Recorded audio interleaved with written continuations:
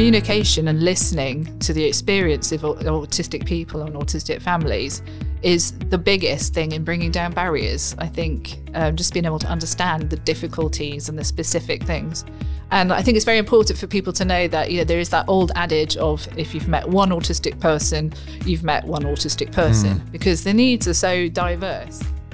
Welcome to Independence, the FIEC podcast. My name's Phil Topham, Executive Director of FIEC, and I am absolutely delighted to be joined today by Sophie Killingley. Hello, Sophie. Hi. Sophie, tell us a bit about you. Where are you in ministry? Just give us a bit of an introduction. Yeah, cool. So I am a pastor's wife. My husband is a pastor of a church in Surrey. So Send Evangelical Church. On the edge of Woking? Yep, it's kind of between Woking and Guildford. So we're part of the FIEC. I'm also a freelance artist, and I have 2 kids who are both autistic. Now that's interesting, because that's what we're going to talk about on the podcast today, isn't it? We're going to talk a bit about what it means to for churches to be welcoming autistic people and how we can think more wisely about that. Just tell us a bit about your setting in Woking. So what's the church like? Obviously, you've got 2 kids who are autistic, but what's the wider church kind of like? What's your setting? Yeah, so Send is quite, it's Surrey, so obviously Surrey's quite affluent, but I think there's a lot of people who live in Send who have just been there for many, many years. It's very expensive now, so people can't easily move there. We do have a couple of council estates as well. And I think our church is pretty representative of all types. We have so many different kind of professions within the church, from geologists and geophysicists and teachers to window cleaners and, parish clerks and all sorts. So it's, quite diverse. And the age range, again, it's from babies through to grandparents. So. And are your kids the only autistic people in the church, or are there others as well? There are some other people as well. Yes, one of our elders has an autistic child or young person, adult now. So yeah, there are other autistic people in the church. So we want to dive into that a little bit. Can I just start with some terminologies? Yeah. What do we mean when we talk about autism? So autism, it's you need to hit a specific diagnostic criteria to be diagnosed autistic. It's kind of they talk about a triad of impairments. It talks about social skills. Often it comes with sensory processing disorders, and kind of a lot of rigid thinking or literal thinking. I think a lot of people would say, "Oh, I'm a bit like that," and I think it's true that a lot of us have autistic traits. But I think when it becomes like quite life impacting, that's when you go seek out a diagnosis and kind of get that sorted. How do you define then life impacting? Because we do hear people say that, people almost joke about it, don't they? I'm a little bit on the spectrum. Yeah, that's got to be firstly unhelpful. Very. but secondly, like how does it? How do you get a diagnosis? What happens there? Well, it's best to kind of go to a GP and ask for a referral. For both of my children, because they were young, it was requesting a referral to a paediatrician. And it was because it was life impacting. It wasn't just, they're a bit quirky, a bit funny. They were, it was really impacting. So my son, he was diagnosed age 3, and it was very apparent very quickly that he was probably on the spectrum, because he had like huge abilities in certain areas, such as the ability to know the alphabet, count to 100, to reel off huge amounts of dialogue from his favourite cartoons, but he didn't really understand the basics of language. So I'd ask him, "Do you want a yogurt?" And he would just parrot back to me, "Do you want a yogurt?" Didn't give you the answer you were looking for. He didn't really understand there was an answer. He would just parrot back. That's known as echolalia. Okay. And then with my daughter, she was a little older, and often you find that girls are older when they're diagnosed, because, not that I want to generalize, but girls tend to have a better emotional intelligence. I don't think that's just undoubtedly true. I don't think anybody would disagree with that sentiment. Girls tend to be able to mimic their peers at an earlier age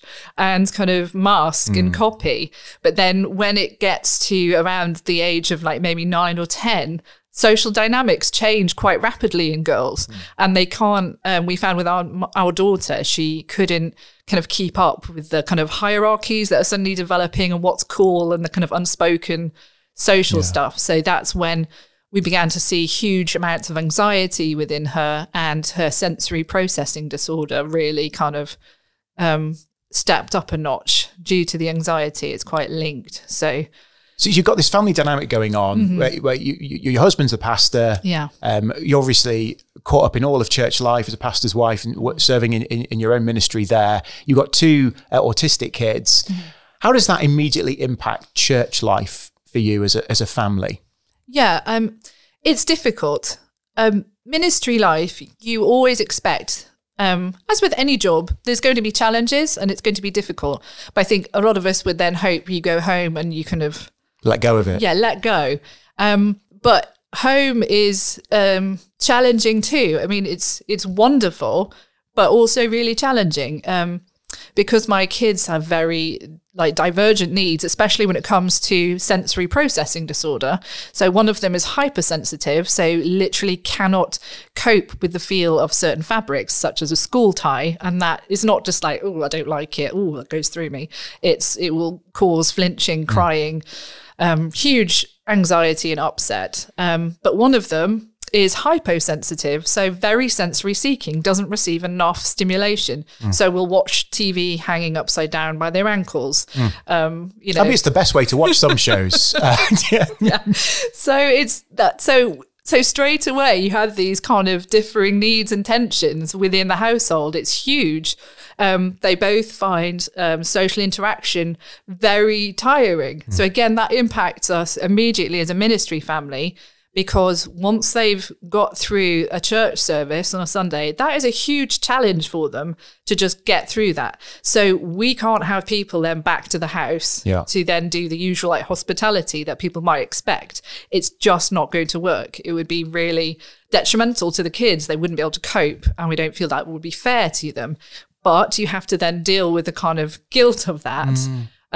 As a family in ministry, wanting to connect with your church family, and you have to find different ways. Can I just press on that for a minute then? Because that seems key to me. If you're a ministry family with these kind of challenges on a day-to-day basis, how do you shed some of that guilt that you absolutely shouldn't be feeling, because you can't do ministry in the same way as other families might be able to? Yeah. How do you process that? How do you deal with that? It's constant kind of reminding ourselves of certain truths. I think one thing is to really stop comparing. I think many of us suffer with this kind of comparison. So often we'll be like, oh, I wish we could. And then we're like, well, no, we have autistic children. That isn't going to be possible for us. And that's okay. It would be wrong to try and force that, and that would cause more issues. So trying to kind of let go of that comparison, trying to keep our expectations at a good level. So not trying to kind of envisage the family we kind of think we should be, but actually look at the family we are and what can we do and what can we not do. So it's just trying to kind of, be compassionate with ourselves in that sense. But it's challenging. It's, constant reminders. Both my husband, Pete, and I have to constantly kind of cheer each other on in that sense, saying, it's okay. We'll find something else. And I guess the church must support you in that, or you wouldn't have been there for the number of years you've been there, I guess. So what kind of things are in place at Send to help you as a family of autistic with autistic children, rather than as a ministry family, if you see what I mean? What's in place? I mean, I think one thing which is really important is that my husband, as part of our church, we really encourage every member ministry. So it's not all on the pastor to be hosting the different families that come in or getting to know every single person. My husband will always connect with new people as they come in at the church itself and always be chatting, hand out his number, will want to connect with them later on.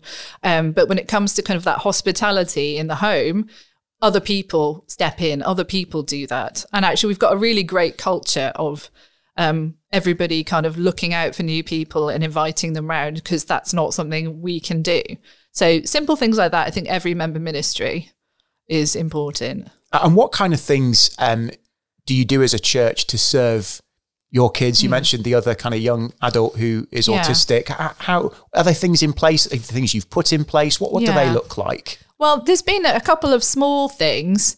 And again, this is because we're a fairly small church in terms of, it's kind of family, kind of small church. So when we started, obviously my children were a lot younger, but when we started, my son couldn't really stay in his seat. He was just up and constantly running around, couldn't kind of focus, and found church overwhelming and overstimulating. And a really simple thing that our AV team did, because they knew his dinosaurs were his special interest. They actually programmed just little dinosaurs every few minute intervals to run across the screen. That's fantastic. So when we were waiting and the notices would be showing and I was trying to have conversations and he'd always make a beeline straight for the car park and I'd be like, come back. So then suddenly he's sat in his seat excitedly waiting for the next dinosaur to show up. So and a T-Rex just makes its way across the screen. Exactly. So it was really, really great. I mean, obviously that's not appropriate for everybody in every setting, but for us, they took the time. They're like, what really is his interest? And let's try and get a way for him to stay in the service as long as possible. So things like that. Other things I think are just people talk to me and ask, how are things? How are things showing up for your kids at the moment? What kind of issues are they facing? So is that an embarrassing question for you as a mum of autistic children? No, it's lovely and a relief. When people ask me questions in good faith, I welcome it so much, because a lot of the time when you're facing quite unique pressures, it feels very isolating and lonely. And just to have somebody asking a question like, oh, what's happening right now? What are they struggling with? What's going well? It's just lovely to be able to share that. So a lot of the time it's just people asking what's happening and then accepting the answers that I give. I think that's very... Just to expand on that a little bit. What do you mean by that? Often it's very difficult for people who have no experience of autism to just see the outward behaviour and think, oh, it's just a bratty kid. Or, oh, we didn't have autism in my day. That's just bad parenting. It's been invented. Yes, exactly. So it's very easy for people to see an hour's snapshot of our life on Sunday, and especially when the kids were smaller, and just see a bit of chaos and be like, oh, they're just terrible parents. So understanding that actually a lot of this is driven by very specific sensory processing needs or anxiety, it really helps for people just to be able to accept that and to not demand more than the kids can give. So they're very accepting of the fact that one of my kids really struggles to sit through a service. It's very demanding in terms of the noise and the singing. So she actually just wears her ear defenders. She has her hood up on her hoodie. Now, just to look at her, you might think that's just a grumpy teenager and they should make her stand up during the singing. But no, actually, she wants to be there. She longs to be there. She just finds it very hard and very challenging. And the way she can access it is just to have her headphones on, kind of be focused in her own world. She'll look at the words on the screen, think about them. She won't sing, and for people to be able to accept that and be like, okay, so we're not going to make her kind of do this.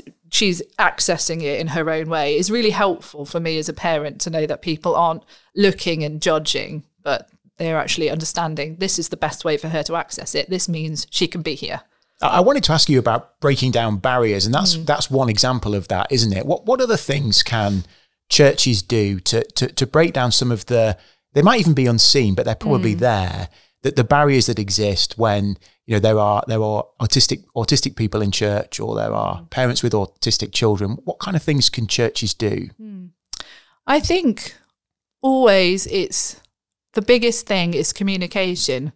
To be able to talk to the parents, to be able to talk to the autistic people, and to ask questions. Ask questions in good faith. Most parents are delighted to be able to talk to you about their child, or most autistic people are quite happy to give you answers about what it is they're thinking or struggling with. Obviously, I can't speak for everybody, but in general, I think communication and listening to the experience of autistic people and autistic families is the biggest thing in bringing down barriers. I think just being able to understand the difficulties and the specific things. And I think it's very important for people to know that, there is that old adage of if you've met one autistic person, you've met one autistic person, because the needs are so diverse. And people tend to think of autism as on a spectrum, as being not very autistic and very autistic, when actually I think I've heard it described quite helpfully as almost like a mixing desk, a sound desk. Yeah. And the dials are turned up to different levels for different things. So some people could be really fine with social engagement and social skills, but their sensory processing, they might really, really struggle with.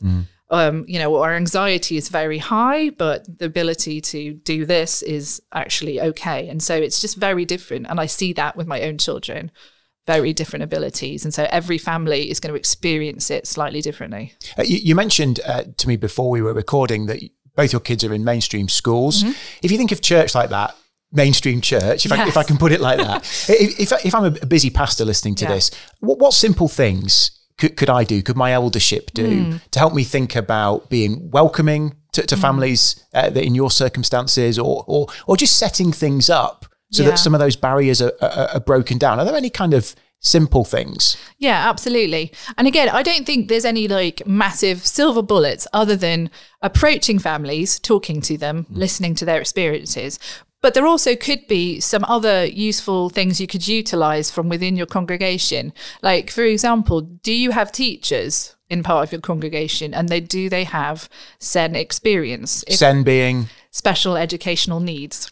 So if they have that SEN experience, then they might be able to tell you a little bit about what that looks like for them in the classroom, and they might be able to put that into practice. So again, for example, we were very blessed to have some teachers with SEN experience in our school. So when it came for my son to join the Sunday school, they were very knowledgeable about the fact that actually he's probably not going to be able to kind of sit down during circle time, but we also don't want him to distract and be like really distracting to the other children. We want him to be happy and included, but he doesn't have to kind of be able to fit the rigid kind of ways of which we do it. So one of the things they did was, again, gave him a little bowl of dinosaurs. So when it was story time, he would actually be listening, but he just needed to fiddle and keep his hands busy.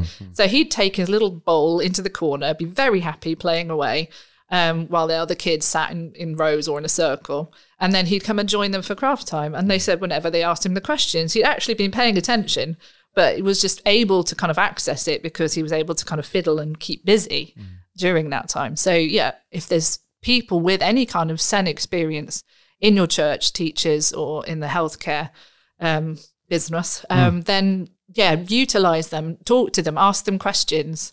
So I think pastors can, use experience, because pastors cannot be expected to know everything or to fix everything.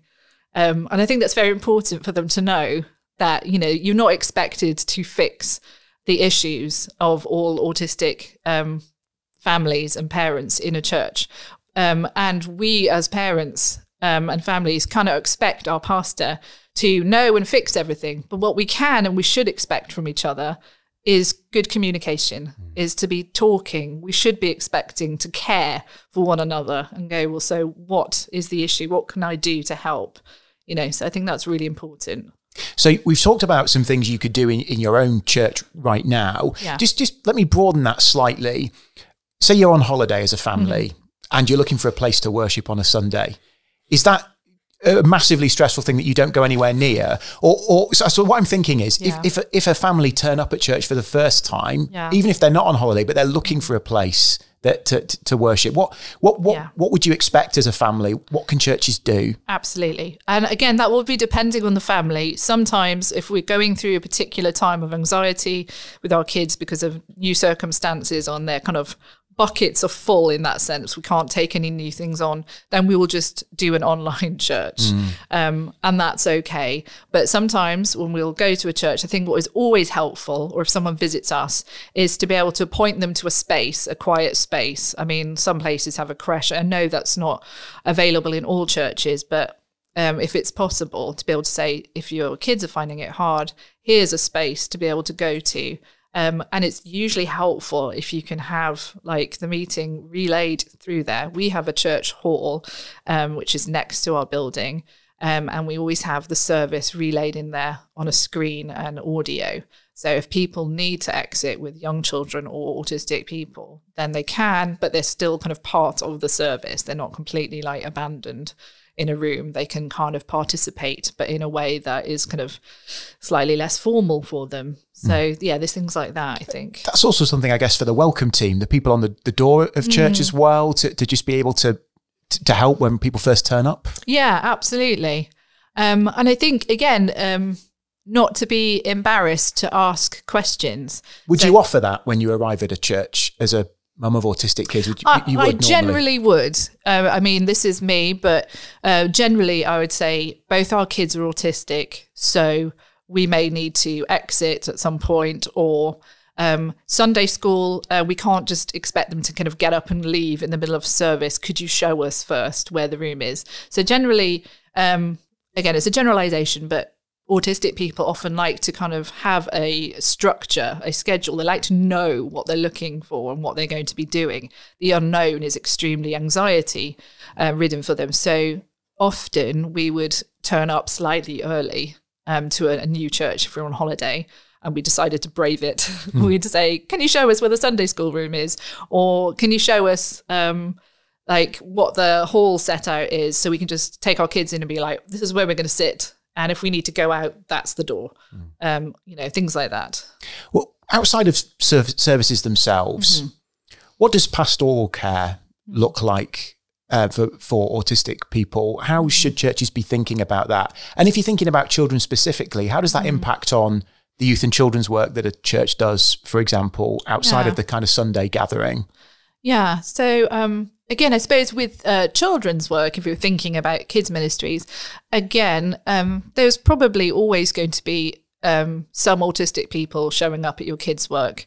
So I, again, would make sure that you're at least talking to the families about what their kids' needs are. You may not be able to cater for everything, but for them to feel heard and like you're actually going to try and understand at least where their kid's coming from, that really helps. And again, trying to utilize people in church who have any experience, kind of thinking, okay, so we've got this new family turned up and they've got an autistic kid who'd like to come to this group. They might struggle with some of the games because it's a bit too loud or something. Have you any ideas what we could do? And just to be able to kind of normalize what an autistic person might do in those circumstances, to know it's not weird, that actually they find it way too difficult to kind of join in with like the hyped up crazy kids screaming, and they're actually going to need to just put their ear defenders on and go and sit in a corner for a little while. And that's okay. It's not weird or like rude. It's just that's going to how they're going to self-regulate, and that's okay. And what about pastoral care more widely? So, we know pastoral care, what it looks like generally. How should it look in circumstances of with autism? Again, I think vastly the same in a lot of ways. Again, it's just going to depend on talking to the person and kind of collaborating with them, asking them how they are. I mean, if you're going to meet one-on-one and do Bible study, just talk to them, get to know them a little bit. So I don't think there's going to be that much difference other than just kind of making sure that you're kind of in conversation with them so that you can know that certain things are going to be difficult for them, or if they've had a particularly stressful day, they may need just some time just to kind of chill out before they dive into a Bible study, or they may need to be quiet for a little while. Just normal conversation, I think, asking questions, listening.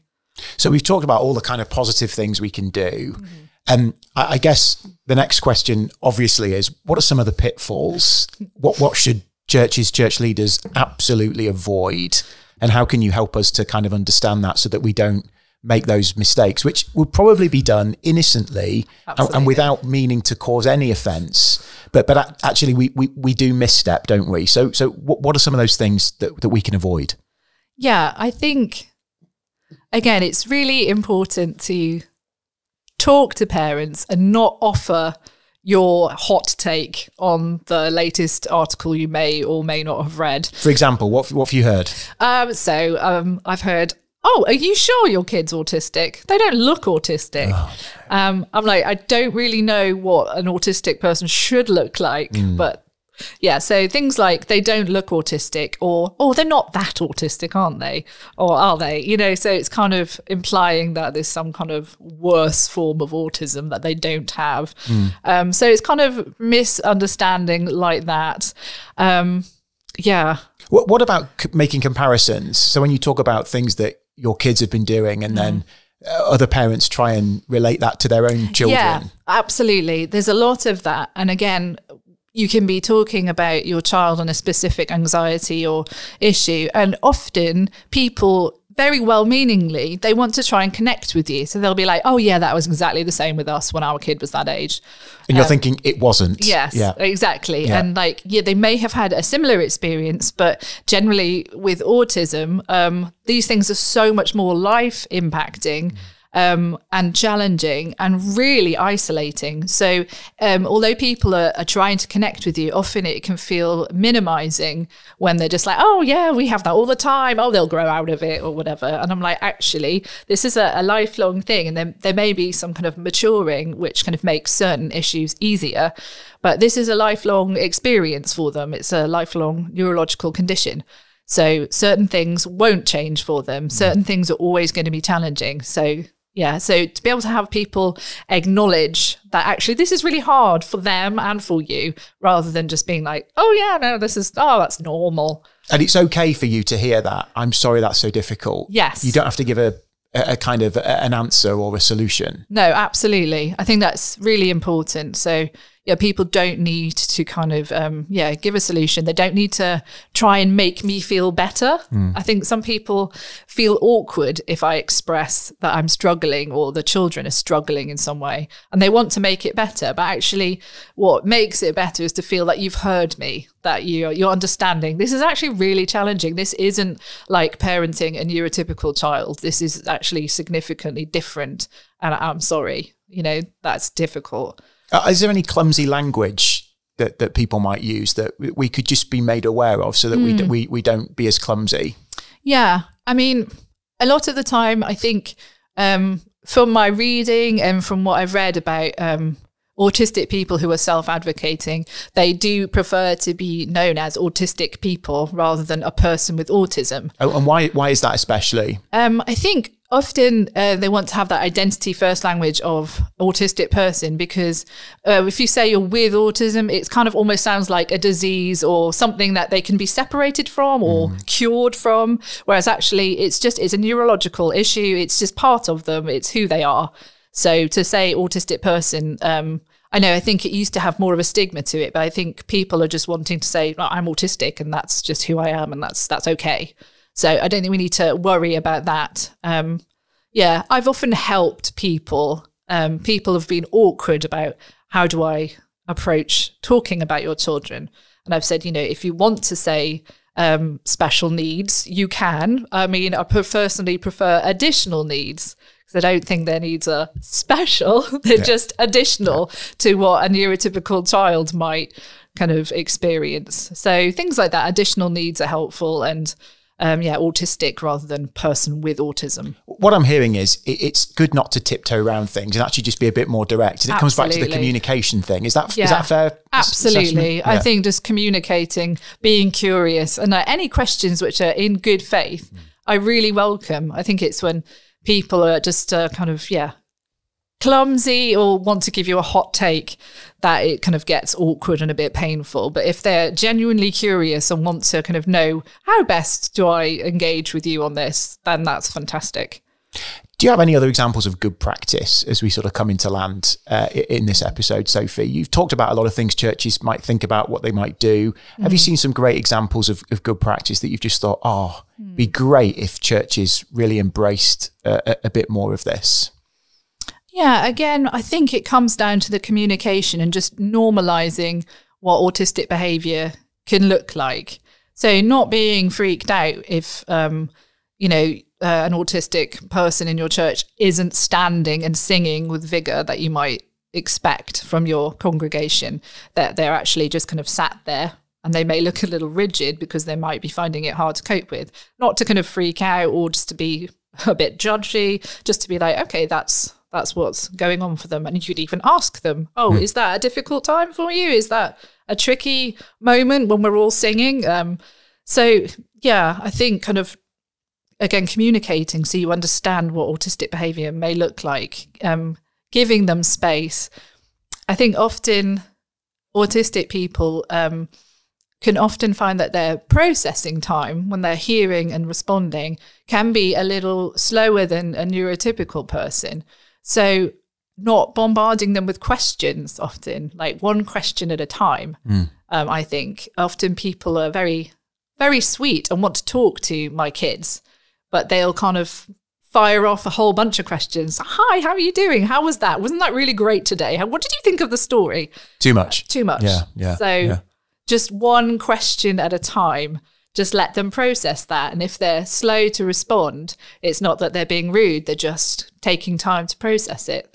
Because they want to answer the question well. They want to answer the question well. It matters to them. They like details. They like to get the details correct. So, just being able to understand that that's what's happening. They're not, ignoring you or being rude. And also, very crucially, I think, is also around the idea of eye contact.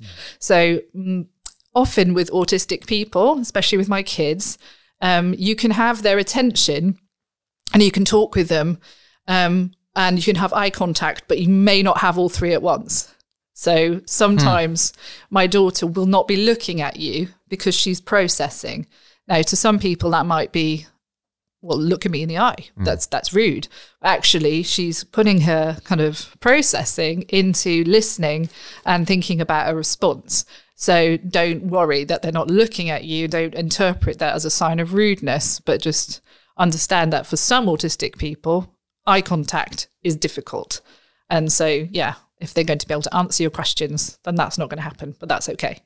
Well, Sophie, thanks so much for joining us on the podcast today. In half an hour, we can only really scratch the surface. But just before we finish, are there any resources that we could link in the bottom that people would particularly be able to look at to get more information and help them? Yeah, I think The Life You Never Expected by Andrew and Rachel Wilson is a great one, especially for parents of newly diagnosed children, because that can be a very helpful one.